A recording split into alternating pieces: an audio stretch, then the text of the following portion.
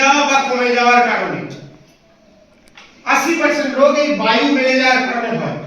এবার বায়ু বাড়ে কেন?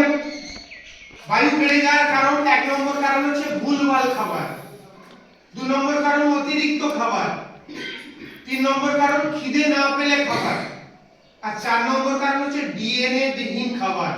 ডিএনএ মানে খাবারের একটা পরিচয় পত্র আছে। আপনাদের প্রত্যেকের একটা আইডেন্টি কার্ড আছে, আপনারা যে স্কুলে এন্ট্রি নেন আপনাদের নিশ্চয়ই একটা এন্ট্রি কার্ড আছে। তো খাবার দাবারের একটা ডিএনএ আছে, যেমন একটা টমেটো তার ডিএনএ আছে। এবার যখনই সেইটাকে গরম করা হচ্ছে, তেলে ভাজা হচ্ছে, তার ডিএনএটা নষ্ট হয়ে যাচ্ছে। বোঝাতে পারছি কিভাবে? একটা ছোট্ট উদাহরণ দিয়ে দেব। একটা আমের আটি, মনে করেন এটা একটা আমের আটি, এইটাকে নিয়ে আপনি মাটিতে পুঁতে দিলেন, জল দিচ্ছেন, সার দিচ্ছেন, গাছ হবে? গাছ হবে তো? ওকে, এটাকে নিয়ে চলে যান ব্যাঙ্গালোরে, ভেলোরে, ওখানে যদি একই রকম ভাবে পুঁতে দেন, গাছ হবে?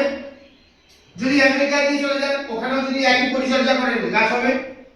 হবে তো? ক্লিয়ার? আচ্ছা, এইটাকে আপনি 8 ঘন্টা সেদ্ধ করে নিন জলে বা তেলে, যেখানে ওই পকোড়া ভাজা মানে ফ্রাই করে নিন আমের আটিটাকে।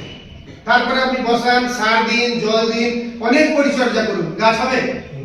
কেন হবে না বলুন তো? কিটা নষ্ট হয়েছে? ওইটাই হচ্ছে ডিএনএ।